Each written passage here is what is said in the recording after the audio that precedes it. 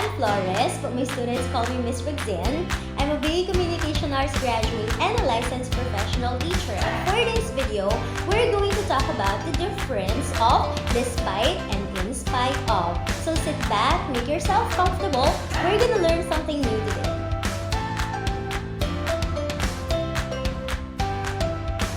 What is the difference between despite and in spite of? Guys, baka ma-shock kayo kung anong pinagkaiba nila. Wala. Joke, syempre meron. So, anong pinagkaiba nila? Spelling and pronunciation. I am not kidding. Kita. Oh, baliktad. Paano yan sa video? Baliktad mo siyang makikita. Maglalagay na lang ako ng text dyan somewhere. Anong pinagkaiba ni despite tsaka in spite of? Say it with me. Despite. 5 times. Go. Despite, despite, despite, despite, despite. Ang despite, walang of. But pay attention to the form. And despite is just one word. Huwag niyo paghihiwalayin yan. Don't say despite. Okay? It should be despite. Tapos, walang of.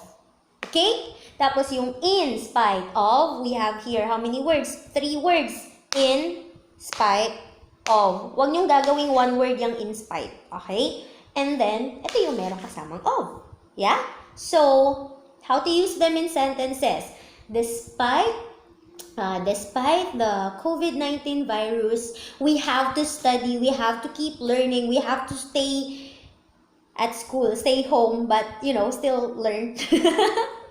Tapos, yung in spite of, pwede mo siyang gamitin in exactly the same sentence. Palitan mo lang yung despite ng in spite of. So, in spite of the COVID-19 virus, we have to keep learning. We have to keep studying. Yon. Okay? So, to summarize, again, what is the difference of despite and in spite of? O, sobrang dali lang, guys. Say, despite 5 times. Go! Despite, despite, despite. Despite, despite. Okay? Walang of, walang of. Now, say in spite of. 5 times then. Go. In spite of, in spite of, in spite of, in spite of, in spite of. Iyon ang merong of.